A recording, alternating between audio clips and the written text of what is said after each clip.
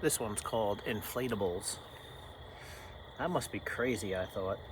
It's 6 a.m. and I'm sitting 15 minutes from my job in a convenience store parking lot to meet a guy that I barely know because he said he had some old inflatable decoys to give me. I would never have bought inflatable decoys even if I had the chance. Yet here I was, up earlier than normal, once again sacrificing sleep, sitting in a parking lot waiting for those odd birds. When my new friend arrived and popped his trunk to show me the goods, I was intrigued.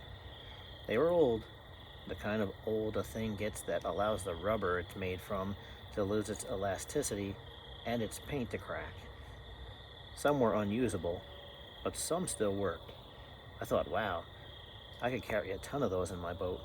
They didn't weigh anything. How convenient they might be. I could bring them out, inflate them for a time, and when they'd served their purpose, let the air out, and back into the bag they would go. What a novel idea. Fast forwarding a few years from my parking lot adventure while sitting at a church service today, I thought about those odd ducks again. As I watched the people around me, I couldn't help but think of how ironically similar most church folk are to those rubber deeks. Sunday comes, and they arrive on scene. They get puffed up through worship and the sermon, and once they've floated around a bit, most of them leave and the air goes out until the next appointment.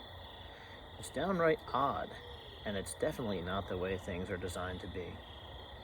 I feel for and pray for those who are only able to surrender on a Sunday, who get to that special place in a church house where they touch God's presence in worship during a sermon or a corporate prayer and are filled up.